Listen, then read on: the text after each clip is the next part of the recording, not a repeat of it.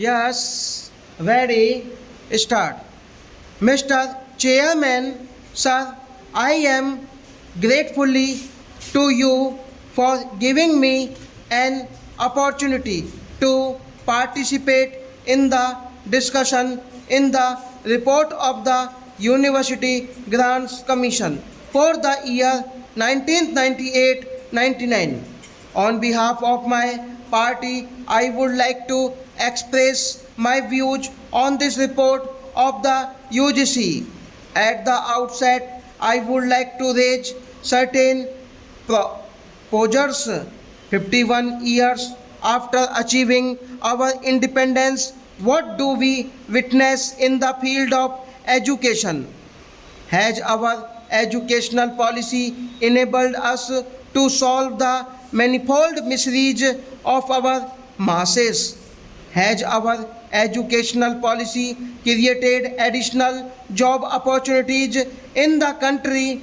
Unfortunately, to our dismay, we find that we have not made any appreciable progress in education. In fact, I should say that we are slipping back into primitive period. So far, education has been confined to bulky books and the educated youths have not proved useful to the society. What is their contribution to the evaluation of modern society in our country? Sir, it has become a matter of dispute and discussion. The graduates are groping in the dark. Their education has proved futile to the needs of the nation. They have not been able to contribute substantially to the social, cultural, and economic growth of our country. The utility of higher education in India lies in its utter futility. I would like to emphasize that education should be a potent instrument for bringing out the latent talents of the young birds of humanity for the very survival of human society. In this background, we should have a look at the 1997-98 report of the University Grants Commission. Even a superficial scrutiny shows that there has been inequitable distribution of grants among the universities in our country. You know, sir, that there are 105 universities in our country, out of which 7 are under the control of the central government, called the central universities. Out of the total amount of our 50 crore available at the disposal of the UGC, 5 central universities were given a sum of rupees 19.20 crores in this year. The remaining 100 universities were to remain content with the balance of rupees 30.80 crores. I would like to know why such a stepmotherly approach should have been adopted here. Sir, we go about talking that India is an educational country and agriculture contributes 70% of the national income. It is indisputable that the majority of our people are dependent upon agriculture for their livelihood. Yet, we have done very little for the progress of agricultural education in our country.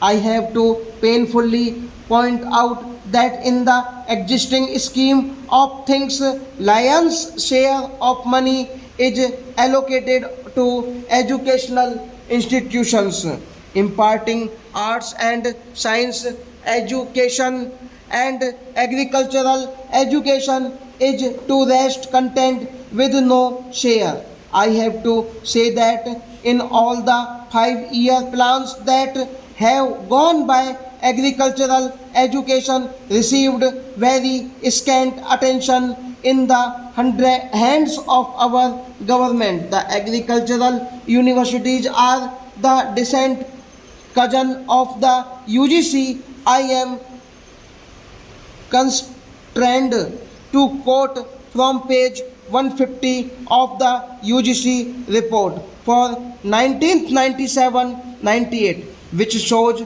that the agricultural university in Tamil Nadu got a sum of rupees 20,000 as plan allocation. I hope that at least in the coming years the present government would give the prime of place for agricultural education and allocate adequate funds for agricultural universities, enabling them to produce agricultural graduates and scientists who can take agriculture to the commanding heights of our economy. I have to regretfully point out that paltry sums were spent during this year for library books and scientific equipment. For laboratories, you cannot contradict me if I say that educational standards would be only below par in colleges which do not have good libraries and laboratories. In 1997-98, a sum of rupees 2.45 crores was allocated for library books and rupees 4.00 crores for scientific equipment. As library and laboratory are the essential ingredient of higher education, the UGC should not be stingy in allocating funds for this purpose.